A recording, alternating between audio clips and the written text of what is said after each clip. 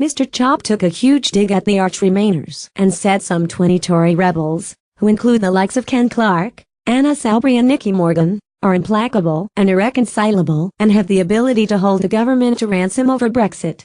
Speaking exclusively to Express.co.uk, Mr. Chop said, "I think that's the nightmare scenario. I don't share that prediction, because I don't think it's a bluff and counter-bluff. And what I get depressed about sometimes is the extent of the indulgence which seems to be offered to some of these rebels, some of whom are implacable and irreconcilable. I suggested that we should actually take direct action against them in terms of disciplinary measures rather than indulging them."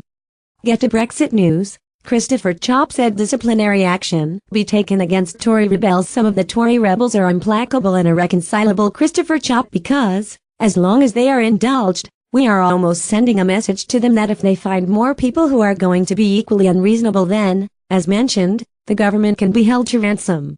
The type of disciplinary action Mr. Chop believes should be taken includes suspension or withdrawal of the whip, but only as a last resort. He added, the removal of privileges that have been accorded to those people. I mean, one of the key rebels is, as a result of government patronage, is the chairman of a very important committee. That sort of thing. But only as a last resort. I'm not sure that these people have even received the final warning letter.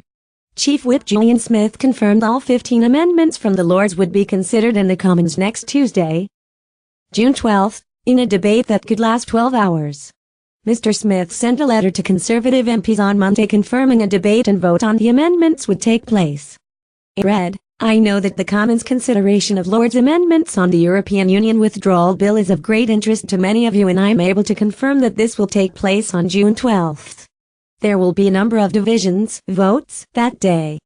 So please make sure that you are working from the parliamentary estate at all times. We will be voting well beyond the moment on interruption, the usual end of business in the Commons. Over the coming days and weeks, you should expect frequent contact from your whip. Your support in responding promptly is always appreciated."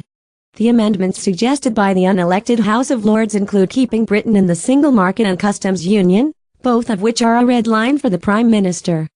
If amendments are passed, it could drag Theresa May into fresh negotiations with the EU as part of a plot from Remainers to achieve a soft Brexit.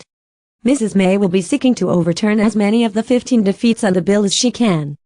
Her official spokesperson declared, "There are amendments which were passed by the House of Lords which are unacceptable, which we will be looking to overturn."